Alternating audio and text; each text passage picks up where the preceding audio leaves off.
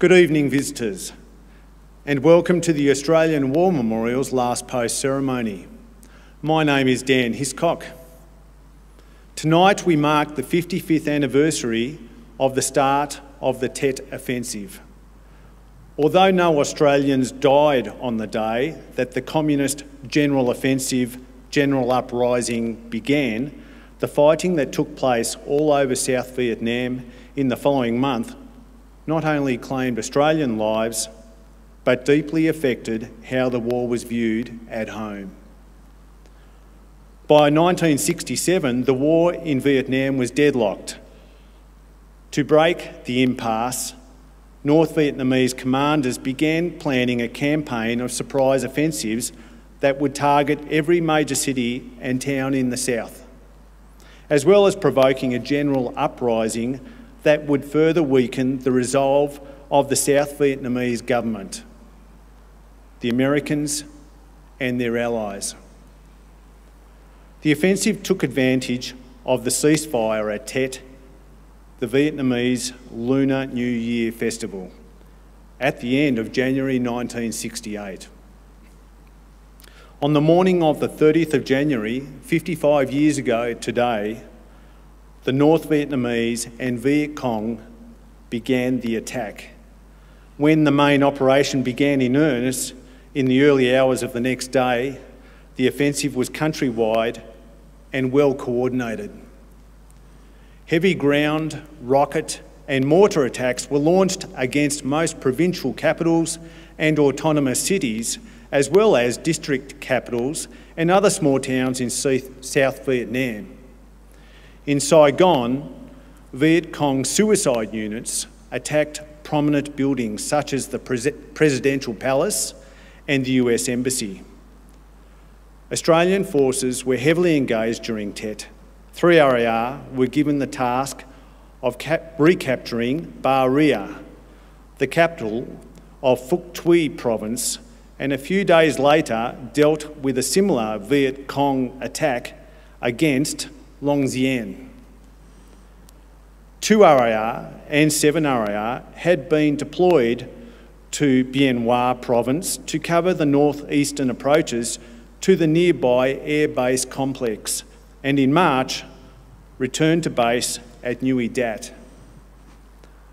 The Tet Offensive was a major military defeat for the Communists, who suffered devastating losses, especially among the Viet Cong, and the popular uprising they had hoped to provoke failed to occur.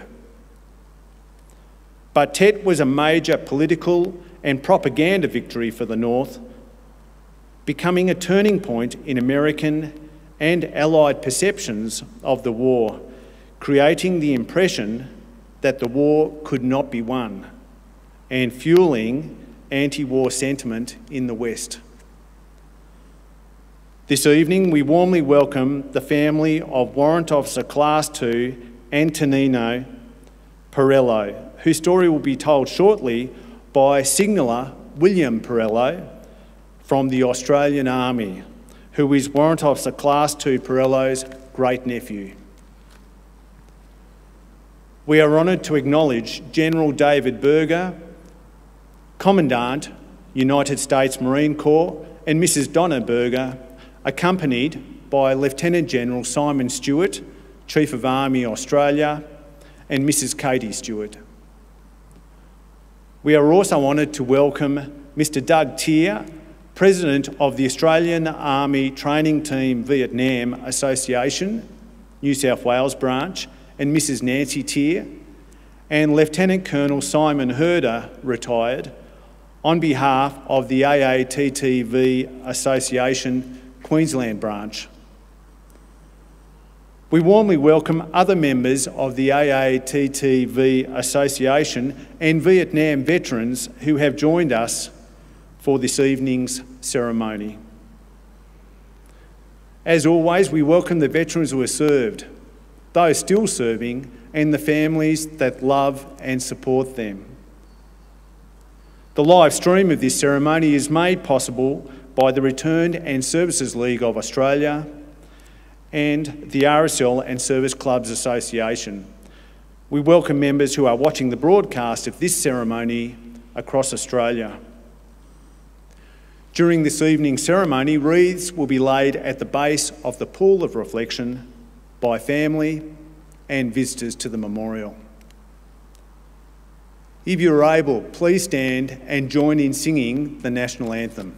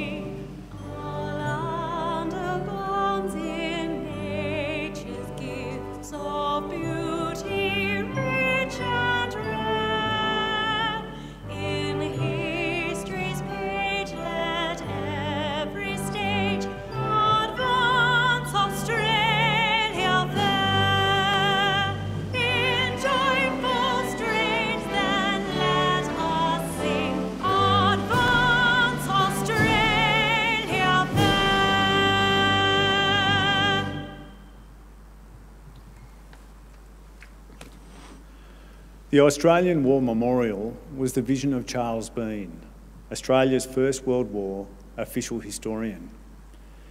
Bean landed with the Australian troops on Gallipoli and stayed with them at the front through to the end of the war. The idea of this national memorial and museum came to him at Pozières, France, in the depths of the bloody fighting of 1916.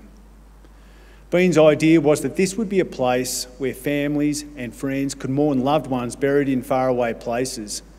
It would also be a place that could help all Australians understand what these men and women had endured and what they had done for us. Bean's vision, to which we remain true, is best expressed as inscribed in the entrance to the memorial's galleries. Here is their spirit in the heart of the land they loved, and here we guard the record which they themselves made.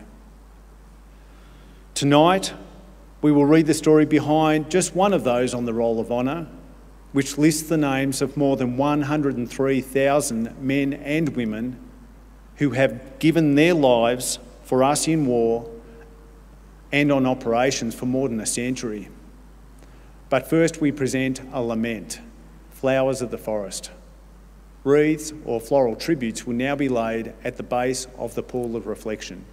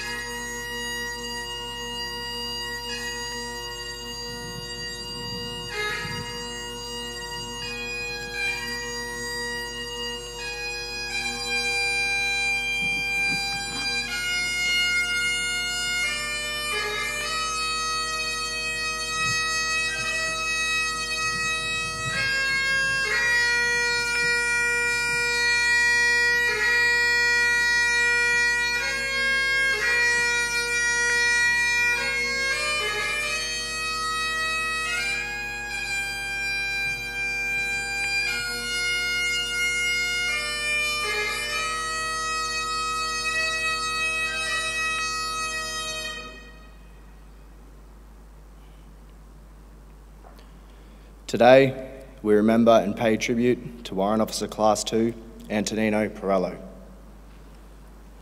Antonino Parrello was born on the 2nd of May, 1937 in Trieste, Italy, one of 3 children born to Giuseppe and Elsa Parrello. Growing up during the Second World War, he and his family would have experienced the privations imposed by the Germans when Mussolini's regime collapsed and the German army occupied Trieste in 1943. After the war, Trieste remained a disputed territory, with Italy and Yugoslavia laying claim. Trieste was divided into 2 zones. Zone A, including the city and its port, was overseen by Anglo-American government, with Zone B under Yugoslavian control. When Italy took control of Zone A in 1954, the political unrest caused many to immigrate. The Parrello family were among the first families departing Trieste for Australia. Arriving in Melbourne, the Parrellos settled in Geelong, where Antonino and his brother Romano worked for the Ford motor car factory.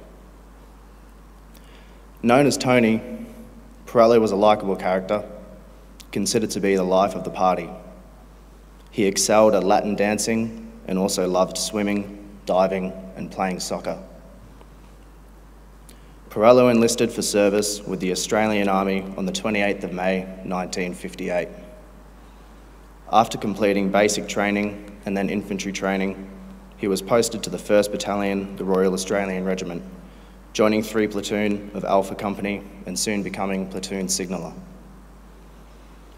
Parrello's unit deployed to Malaya to assist anti-terrorist operations during the Malayan emergency. Arriving in Singapore at the start of October 1959, operations in Perak began in November 1959. While the Malayan emergency was declared over on the 31st of July 1960, 1 RAR remained on operations until October 1961. The battalion returned to Australia at the end of the month. The same month, Parrello became a naturalised Australian citizen. Parrello met Polixeni Mary Diamond in late 1963, and they began a relationship. They were married on the 19th of April 1965 at St Mary's of the Angels Basilica in Geelong with Roman Catholic rites. In March 1966, the Parrellos welcomed a son, Christopher. By August 1967, Parrello had been promoted to Acting Warrant Officer Class 2 and was preparing to deploy to South Vietnam as a member of the Australian Army Training Team in Vietnam. When he flew out of Australia on the 1st of September, Zini was heavily pregnant. She gave birth to Anthony on the 19th of September. Parrello was seconded to Military Assistance Command Vietnam Advisory Team 89 at Bar Riar. He worked alongside US Army and CIA operatives, including Robert Heed, a veteran of the Second World War. He and Parrello quickly became firm friends. In the early hours of the 30th of January 1968, the North Vietnamese and Viet Cong launched a coordinated series of attacks throughout South Vietnam, which became known as the Tet Offensive. Bar Riar came under determined enemy attack before the dawn of the 1st of February. The compounds of the Australian Army Training Team, or AATTV, and US advisors were attacked by at least 2 enemy platoons. Parrello was in the thick of the fighting. When his compound came under fire, he constantly exposed himself to enemy fire. With thirst setting in, he called out to his friend, "Bob, cover me, I'm going after some beer." He provided covering fire as Parrello ran into the house and returned delivering beers to the defenders, all the while under enemy fire. 20 minutes later, Parrello told Heed that it was his turn to go for beer. Responding to a call for assistance from the senior US advisor, the 1st Australian Task Force dispatched a ready reaction force which arrived at Parrello's compound around 1:30 p.m. Parrello and Heed guided the armoured personnel carriers to the CIA compound a block away and found it under heavy attack. Parrello ran inside and found Johnson. As they left, they assisted a wounded Vietnamese guard to the nearby armoured personnel carrier, or APC. As the force began to leave, the lead APC was disabled when a rocket-propelled grenade, or RPG, struck its engine. The APC containing Parrello and Agent Johnson went to the aid of the crew and the wounded occupants from the first carrier. Parrello and Johnson were firing their weapons from the open top of the APC, attempting to suppress the enemy when an RPG round struck their vehicle, killing Johnson, wounding Parrello, and wounding 2 more Australians. Corporal Jack Harris, Alpha Company's medic, ran to the disabled APC to assist Parrello, who lapsed into unconsciousness and died soon after. The fight continued until early evening, when airstrikes and attacks by helicopter gunships forced the enemy to withdraw. Harris was later awarded the Military Medal and US Silver Star. Parrello was posthumously mentioned in dispatches. Heed recommended Parrello for the US Service Star, which was awarded but is yet to be issued. 2 days after Parrello's death, Zini received a letter from her husband in which he had written, "Only a few more days and I will be home." Parrello's remains were returned to Australia and he was laid to rest with full military honours in Botany General Cemetery. He was 30 years old. His name is listed on the Roll of Honour on my left, along with more than 500 others from the Vietnam War. His photograph is displayed today by the Reflection. This is one but many of the stories of courage and sacrifice told here at the Australian War Memorial. We now remember Warrant Officer Class 2, Antonino Tony Parrello, who gave his life for us, for our freedoms, and in hope of a better world.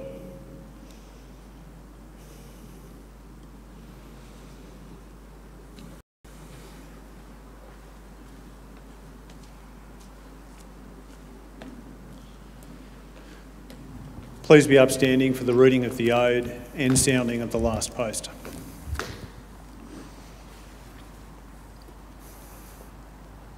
They shall grow not old, as we that are left grow old. Age shall not weary them, nor the years condemn. At the going down of the sun, and in the morning, we will remember them. We will remember them.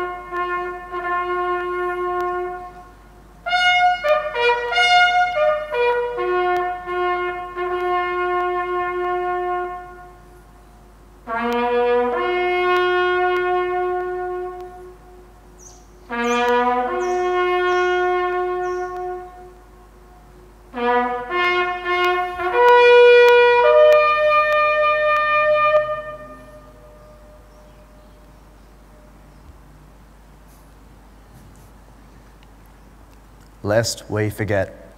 Lest we forget.